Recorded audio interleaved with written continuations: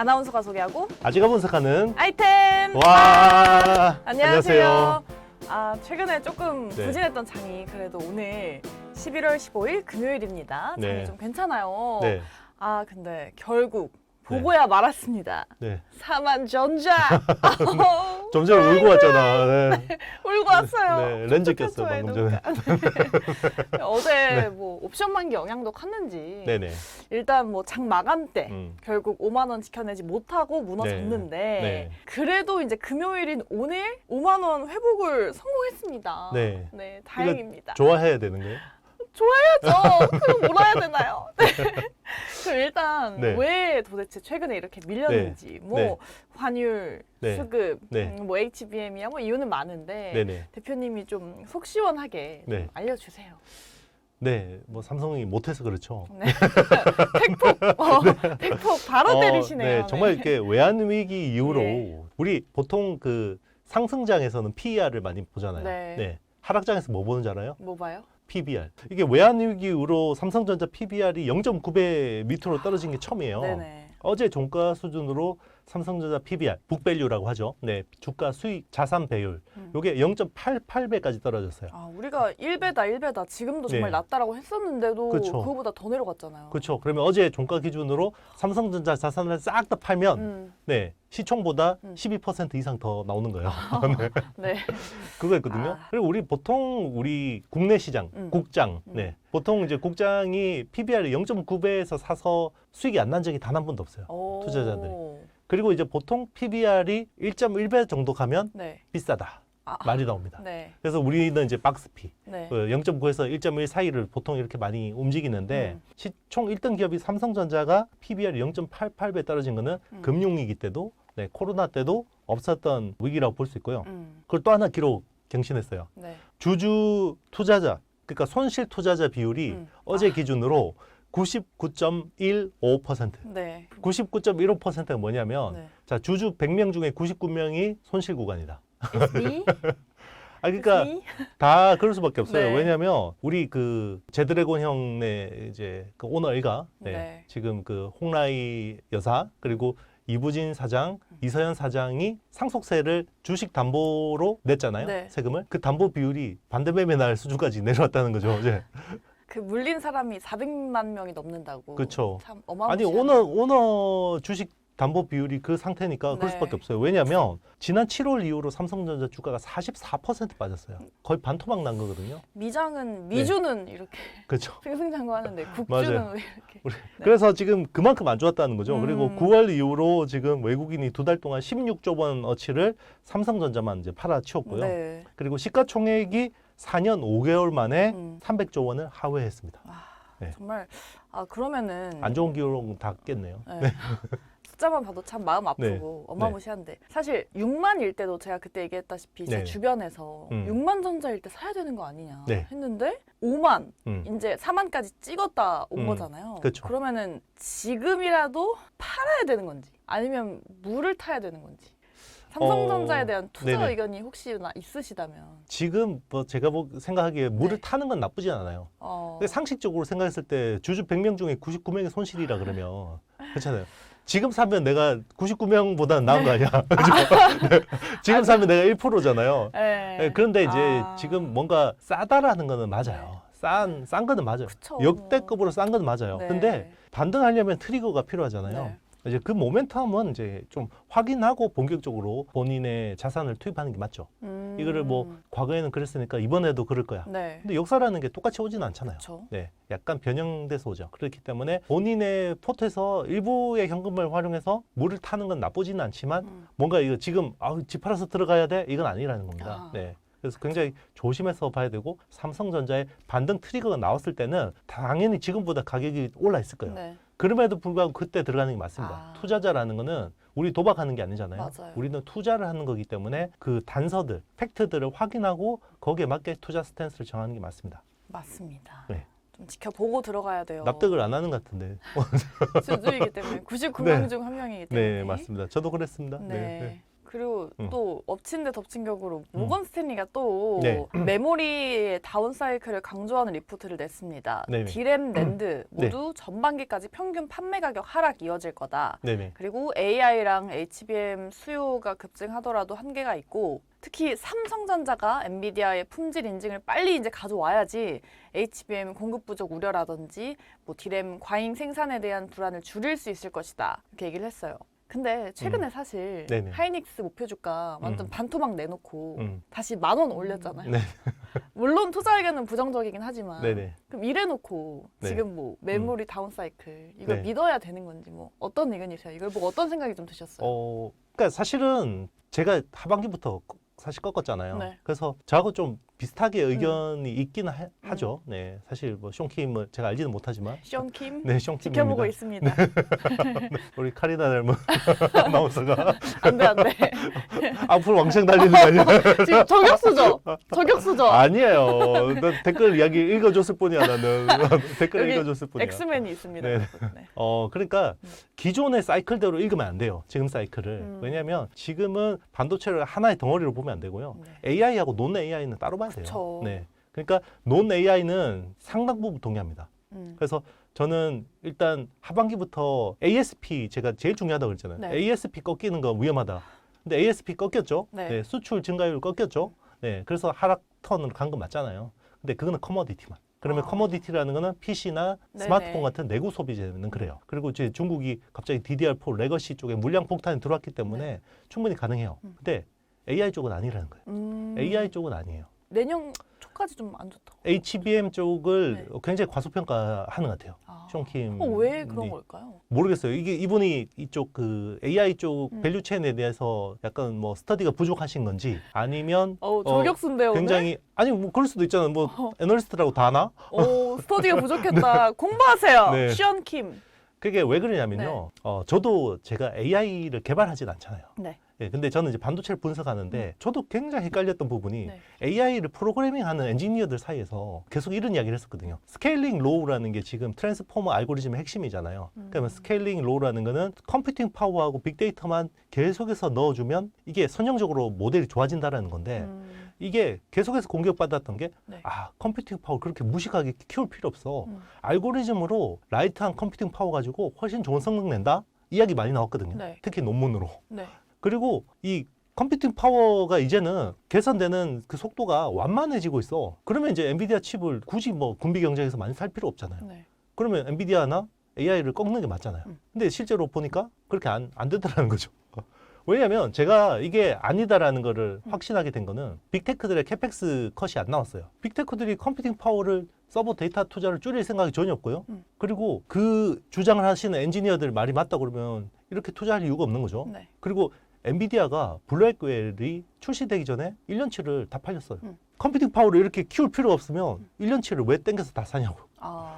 결국 그냥 수요가 있으니까. 그렇죠. 생산하기도 전에 1년치를 다 샀다라는 네네. 거는 그 주장이 안 맞을 가능성이, 그 메인스트림의 주장이 아니라는 거죠. 네. 그러니까 이거를 보면 저는 AI 쪽 수요는 내년까지는 내가 보기에는 크게 무리는 없다. 그러면 주식적으로 보면 일단 내년까지는 펀더멘털 확실하면 내년 상반기까지는 주가는 가겠구나. 그러면 엔비디아, TSMC, SK하이닉스는 적어도 내년 상반기까지는 내가 보기엔 크게 걱정할 거 없다. 그런데 이제 전반적으로 메모리 ASP가 빠지는 거는 네. 로우엔드 저가, 프리미엄 쪽은 오히려 크게 영향이 없는 거죠. 네. 근데 저희가 그 지난주에도 중국 얘기를 좀 했었는데 네. 그 중국 경쟁자들이 이제 등장을 좀 하고 있잖아요. 네네. 션킴도 중국 반도체 업체들의 성장을 얘기를 했거든요. 네네. 그 DDR5 가격이 중국 반도체 경쟁자 때문에 영향을 받고 있다. 이런 거는 좀 어때요? 기술력이? 디램을 만드는 회사는 CXMT라는 회사예요. 네네. 그 낸드 플래시는 YMTC가 만들고 있고요. 근데 이제 CXMT가 지금 DDR4가 메인이에요. 네. 거의 90% 이상은 DDR4인데 뭐 갑자기 그 예전에 소련이 핵 개발하듯이 갑자기 막 물건이 나오는 거예요. 네네. 사실 올해 이거 뭐 CXMT에서 이렇게 물량 폭탄 나올지 아무도 몰랐거든요. 그러니까요. 갑자기 이래 보니까. 갑자기 나오니까 네. 그러면 얘들 갑자기 DDR5보다 확 잘하는 거 아니야? 이렇게 생각할 수 있죠. 그러니까. 근데 아직까지 단서는 없어요. 우리가 모르는 것뿐 근데. 그쵸? 맞습니다. 우리는 이제 공포스러운 거는 모른다는 거. 그리고 이제 얘들이 원래는 19나노에서 굉장히 헤매다가 네. 18나노까지는 하겠지 그랬는데 요게 최근에 이제 일단 샘플이긴 하지만 16나노로 내놨어요. 그러면 이게 점프를. 네, 10나노대가 1XYZ 이런 식으로 가거든요. 1XYZ 가고 나서 그 다음에 1A로 가요. 네. 1A, 1B, 1C로 가거든요. 지금 10나노대가 네. 지금 4세대부터는 1A, 네. 그 5세대가 1B, 네. 그리고 6세대가 1C예요. 네. 그런데 1B, 1C까지는 SK하이닉스하고 마이크론은 잘 넘어갔어요. 네네. 근데 삼성전자가 1A에서 헤매고 있어. 아, 아직까지. 네. 네. 그러면 중국은? 지금 중국이 1Y가 메인인데 네. 얘가 1Z까지 온다 그러면 그럼 이제 한 세대 기술밖에 차이 안 나요. 근데 아직 Z 온지 모르죠. Z가 샘플로 나왔어요. 아. 샘플이 나오니까 위협받고 있네요, 지금. 그렇죠. 그럼 1Z부터는 네. DDR5를 할 수 있거든요. 오. 네. 삼성을 위협하는 중국. 그러니까 이게 위협의 가시권이 네. 지금 이제 굉장히 창피한 삼성 입장에서는 창피한 일이죠. 네네. CXMT하고 지금 직접적으로 경쟁하는 게 SK하이닉스나 마이크론도 일부 하기는 하지만 얘들은 네. 이미 기술 로드맵 넘어갔고 음. 삼성이 지금 이제 제일 고생이라는 거죠. 네. 그러니까 만약에 내년에 CXMT가 1Z로 로드맵을 치고 들어온다? 그럼 이제 삼성전자가 가지고 있는 포션에서 뺏기는 거죠. 그러네요. 우리 아낌없이 주는 나무 있잖아요. 인텔. 네. 네, 인텔은 항상 뭔가 마켓시어 내주잖아. 네. 네. 이제 그런 그런 포지션으로. 갈 수도 있는 거죠. 그러니까 지금 올해 연말에 정말 혁신적으로 삼성이 변화를 해서 삼성이 이야기한 대로 지금 1C까지 퀀텀 점프를 해야 돼요. 1B 건너뛰고 1C로 바로 간다 그랬거든요. 그게 가능하진 않죠. 뭐 가능해요? 된다고 하니까. 그래요? 네. 네. 일단 어렵긴 하죠. 네. 삼성 화이팅. 네. 사실 삼성한테 남은 시간이 네. 많진 않다. 어. 네. 여기서 한 번 더 삐끗하면 음. 정말 이제 인텔 꼴이 날 수도 있어요. 음. 그러지 않으리라고 음. 믿습니다. 네. 그렇죠. AI 시대는 사실 너무 빠르게 진행되고 한 번 네네. 놓쳐버리면은 이제 그렇죠. 점유율까지 뺏겨버리니까. 근데 이제 뭔가 그 다운 사이클이 만약에 시작이 됐다고 우리가 가정을 만약에 해본다고 하면은 네네. 우리가 스스로한테 좀 질문을 잘 던지고 잘 생각을 해봐야 될 것 같아요. 여기서 이제 주가가 사실 얼마나 좀 더 내려갈 수 있을까? 아니면 더 괜찮은 진입 시점이 언제쯤 찾아올 것인가? 이게 AI하고 논 AI가 달라요. 그러니까 투자 전략을 잘 보셔야 돼요. 네. 지금 삼성이 어제 종가 기준으로 0.88배라고 했잖아요. 네. PBR이. 근데 SK하이닉스하고 마이크론은 몇 배 수준인지 알아요? 몇 배예요? 2배 수준이에요. 음. 그러니까 시장에서 밸류에이션을 삼성전자는 SK하이닉스나 마이크론 대비해서 절반 이하로 친다는 거예요. 네. 지금 시장에서 밸류에이션을. 네. 그리고 TSMC의 PBR은 7배가 넘어요. 아. 전반적인 상황은 아니고 AI는 좋다. AI 관련 기업들은 멀티플 많이 준다. 이게 확인되는 거고요. 삼성한테 멀티플 안 주는 거는 삼성의 AI 쪽 밸류체인이 아니기 때문에 그런 거예요. 그러면 어떻게 돼요? AI 밸류체인 쪽으로 빨리 들어와야죠. 그래서 엔비디아 쪽으로 HBM 쪽으로 납품해야죠. HBM3 8단 빨리 납품해야 되고요. 네. 12단도 빨리 콜 받아야 됩니다. 아, 그러면 삼성, 뭐 하이닉스 우리 기업들 내년 먹거리는 좀 잘 준비하고 대비를 하고 있는지. 네. 근데 HBM 쪽에서는 삼성이 아무리 열심히 해도 어떤 보고서에서는 삼성이 그 HBM 부문 따라잡는 시기가 내년은 또 아닐 것이다. 이라고 하던데 어떻게 내년에 삼성이 좀 폭포를 낼 수 있을지 삼성이랑 하이닉스 좀 내년 사업들 좀 점검을 해 주신다면요. 일단 하이닉스는 크게 걱정 없어요. 네, 그쵸, 왜냐하면 내년까지 HBM3까지는 제가 보기에 기술 로드맵이 흔들릴 가능성이 없어요. 그리고 HBM4도 제가 보기에는 젠슨 왕이 6개월 먼저 달라고 했잖아요. 네, 그러면 이제 이미 SK 하이닉스가 제안한 표준 그 프로토콜대로 간다는 거예요. 네. 루빈도. 그러면 이제 HBM4에서도 뒤집어질 가능성은 낮죠. 지금 보면. 근데 아예 없진 않지만. 그러면 HBM4E가 이제 어떻게 보면 삼성의 터닝 포인트가 될 수도 있는 건데 그러려면 지금 디램부터 잘 만들어야 된다. 네. 그래서 1A에서 1C로 빨리 이제 가는 게 중요하고요. 그 뒤로 뭐 1D가 될지 아니면 3D 디램이 될지는 모르겠지만 빨리 기술 로드맵을 빨리 속도를 내야 되는 게 중요한 거고 SK하이닉스는 이제 잘하고 있는데 네. 요게 또 이제 완전히 굳히기도 아니잖아요. 얼마든지 흔들릴 수 있고 그리고 SK그룹의 약점은 자금력이 떨어지니까 네. 뭔가 강하게 배팅해서 막 치고 가는 건 힘들어요. 그래서 막뭐 캐파를 지금 막 늘리고 막 이런 분위기도 아니긴 하지만 네. 그래서 굉장히 이번 업턴에서 돈을 많이 벌어야 돼요. 하이닉스가 네. 그럼 돈을 많이 벌려면 어떻게 해야 되는지 알아요? 막 때려지면 안 돼요. 옛날처럼. 더 투자를 할까요? 네. 투자는 할 겁니다. 네. 그래서 일단 작년 대비해서 올해 캐파 증설 규모가 네. 3배거든요. 그러니까 올해는 정말 캐파 증설 많이 했어요. HBM 네, 쪽으로. 그쵸. 네. 근데 이제 내년에는 올해처럼 하면 안 되겠죠. 아. 네. 물론 지금 수요가 굉장히 많아서 공급이 타이트하긴 한데 타이트한 공급을 잘 끌고 가야지 가격을 계속 올리겠죠. 그쵸. 예. TSMC 하는 거 봐야 돼요. TSMC가 정말 그 줄타기 잘하면서 네. 계속해서 가격 올리면서 네네. 어떻게 돼요? 매출 총이익률이 50% 중반이 나와요. 제조업체가. 그리고 이걸 네. 정말 실적 컨퍼런스 콜에서 음. 우리는 75%를 목표로 합니다. 소프트웨어 기업도 아니고 매출 총이익률 75%를 타깃한다는 거죠. 레전드입니다. 네. 그러니까 독점 업체는 네. 그 독점을 최대한 잘 뽑아먹는 게 음. 중요한 거고요. 실제로 지금 엔비디아가 독점하니까 매출 총이익률이 70% 중반, 네. 많을 때 80% 수준까지 아. 갔잖아요. 이렇게 기회가 날마다 오는 게 아니기 때문에 네. 이럴 때 꽉 잡아야지. 그렇죠. 우리가 정말 지난 클라우드 슈퍼 사이클에서 제일 잘못했던 게 뭐예요? 막 빅테크들이 와서 맨날 징징대는 거지. 아니, 니네 메모리가 부족해서 우리가 서버 투자를 못 하잖아. 잔뜩 지어놨더니 나중에 뭘 어떻게 했습니까? 오더 컷 필요 했잖아요. 없어. 네. 배신자들. 네. 부들부들. 부들부들. 부들. 그러니까 당하면 안 된다는 네. 거죠. 네. 이번에는 이번에는 좀- 네, 이번 업사이클에서는 네. 왜냐하면 작년에 우리가 기억하시겠지만 수십조 적자를 봤어요. 그거 지금 만회해야 되거든요. 만회하려면 어떻게 돼요? 돈 많이 벌어야 돼요. 돈 많이 벌려면 그냥 공급을 고객들이 원하는 대로 다 지어주면 안 돼요. 맞아요. 네. 그럼 공급 결국 과잉 안 되게. 맞습니다. 이렇게 지금은 쇼티지를 적절한 수준. 그렇다고 너무 쇼티지를 하면 안 되겠지만 적절한 쇼티지를 유지하는 게 굉장히 중요할 것 같아요. 맞아요. 그게 SK하이닉스의 제가 보기엔 제일 중요한 관건인 것 같습니다. 지금 국내 증시 그래도 코스피는 2,400 초반까지 내려왔고 코스닥도 680선까지 내려온 이 마당에 반도체까지 겨울을 맞고 있습니다. 이럴 때 뭐 삼성도 어쨌든 기업의 기본적인 펀더멘탈에 문제가 없기 때문에 주가 회복할 여지는 일단 있는 거죠. 펀더멘탈 문제는 있는데요. 없잖아요. 네. 없다고 해주세요. CXMT하고 경쟁하게 생겼는데 왜 펀더멘탈이 문제 없어? 잘하면은. 네. 잘하면. 그리고 이제 일단 삼성이 잘하는 것도 중요한데요. 네. 일단 이번에 그 연말 블랙 프라이데이 있잖아요. 네네. 네. 그때 사람들이 소비를 많이 해야 돼요. 왜냐하면 지금 세트 업체들이 가지고 있는 메모리 재고가 사실 좀 많아졌어요. 최근에. 그래서 이번에 블랙 프라이데이 때 많이 네. 팔면 그 재고가 좀 소진되겠죠. 근데 이번에 좀 많이 팔릴까요? 근데 알 수 없죠. 좀 사요. 점쟁이 문어처럼 점쟁이 문어처럼 예측 좀 해주세요. 경기 침체여가지고. 나는 문어가 아닌데 뭘 자꾸 예측하라고 그래.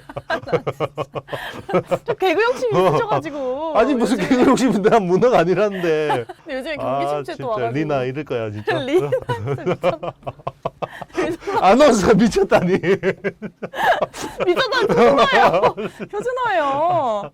그러면 네. 우리가 블랙 프라이데이를 좀 네. 행복하게 보내기 위해서 네. 그래도 좀 반도체에서 우리가 수익을 낼 수 있을 만한 네. 최선호주? 네. 여전히 긍정적으로 봐도 될 만한 종목이 있을까요?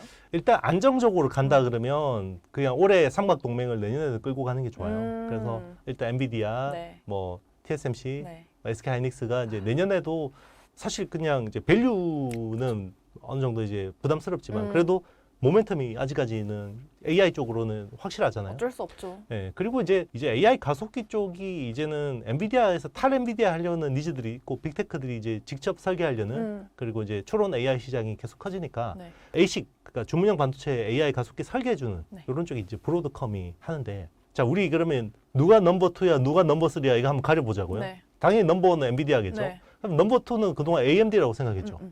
MI 300X 가지고 호퍼를 위협한다 했는데 올해 AI 가속기 매출 목표가 타깃이 한 45억 달러예요. 근데 브로드컴이 지금 TPU나 뭐 바이트 댄스나 뭐 이런 오픈 AI 쪽에 수주받은 게 수주받아서 올해 매출 나온 게 120억 달러예요. 그럼 누가 2등이에요? 브로드컴 아닙니까? 그렇죠. 그래서 브로드컴이 우리는 GPU만 이야기하는데 이게 AC까지 포함하면 2등은 브로드컴이구나. 와, 네. 진짜 이 AI 생태계는 참 네. 예측을 할 수가 없네요. 그렇죠. 와. 그리고 브로드컴이랑 이제 데이터 센터, 브로드컴이랑 마벨 테크놀로지는 이런 ASIC도 설계해 주는데 네. 그리고 또 데이터 센터 많아지면 거기 또 칩 기반으로 솔루션 많이 납품하니까 그쪽도 사업 커지죠. 그래서 브로드컴이나 마벨 테크놀로지 같은 회사들을 관심을 가질만 하고 그리고 이제 미국에서 데이터 센터 많이 지어지면 전기 수요 폭증하니까 이제 그런 쪽에서는 이제 유틸리티 쪽에서 네. 컨스텔레이션 에너지나 아니면 뭐 넥스트 에라 네. 같은 기업들 관심 가질만 하고요. 이제 이게 문제예요. 우리는 AI 가속기, 엔비디아 AI 가속기에서는 HBM이라는 핵심이 있었잖아요. 네. 근데 전력 인프라 쪽이나 네트워크 인프라 쪽 가잖아요. 여기서 애매해요. 우리나라가. 국장에서. 네. 이게 프록시가 애매해요. 네. 물론 이제 뭐 HD 현대 일렉트릭도 있고 LS 엘렉트릭도 있고 한데 네. 이게 HBM만큼 중요한 거냐 변압기가 네. 애매하죠. 네. 네. 그러니까 주가가 못 가는 거예요. 아. 뭔가 이걸 확 주도해서 끌고 가지 못하는 네네. 거예요. HBM처럼. 그러니까 이제 애매하고 그러면 HBM처럼 뭔가 확 주도해서 끌고 가려면 뭐가 돼야 되냐? 온 디바이스 AI가 돼야 돼요. 그래서 우리 디바이스에서 AI의 하드웨어가 필요한데 그건 아직 좀. 그게 이제 올해 기대를 했는데 안 네, 됐잖아요. 그러니까요. 그럼 이제 내년에 돼야 되는데 만약에 내년에도 안 된다. 그러면 한번 꺾고 갈 것 같아요. 아, 그게 저는 내년 하반기 제일 겁나는 겁니다. 하반기까지 가야 돼요? 만약에 이제 그 온디바이스 AI를 네. 상반기 중에 뭔가 못 보여준다. 아, 애플 인텔리전스나 네네. 아니면 윈도우 코파일럿 플러스가 그냥 시원찮네 이러면 AI 쪽이 한번 세게 조정받고 할 수 있습니다. 아, 지금은 커머디티는 안 좋지만 AI는 계속 짱짱하잖아요. 네네. 근데 이 짱짱한 게 내년 상반기까지는 잘 갈 텐데 이제 하반기에는 이제 그런 검증의 시간이 필요할 거라는 거죠. 내년도 좀 올해랑 좀 비슷하겠네요, 뭔가. 사이클이. 뭐 바뀔 수 있어요. 저는 항상 전반기 바뀝니다, 여러분. 네. 네. 그러니까 항상 저희를 네. 지켜보셔야 됩니다. 네, 최신뷰를 봐주세요. 제가 몇 달 전에 이야기한 건 저도 잊어버립니다, 여러분. 그렇죠. 네. 지금 워낙 상황이 빠르게 아, 바뀌고 그럼요. 있기 이게 때문에. 경제라는 게 굉장히 음. 복잡다단한 맞아요. 변수인데 계속 그렇게 음. 같은 뷰가 있을 수가 없습니다. 네, 맞아요. 저 네. 어제 너무 장이 빠졌기 때문에 네. 오늘 좀 이제 금요일에 네. 좋은 날 돌아와 봤습니다. 저희 다음 주부터 다시 목요일에 돌아올 테니까요. 네네. 목요일 날 매주 저희와 함께 해주시고요. 네네. 여러분들도 또 성공 투자 하시기 바라겠습니다. 네, 저희는 다음 주 이 시간에 또 좋은 정보 들고 돌아올 테니까요. 저희와 또 함께 해주시기 바라겠고요. 아이템을 또 보고 싶으신 분들은 좋아요, 구독, 알림 설정, 댓글 부탁드립니다. 여러분 안녕. 안녕.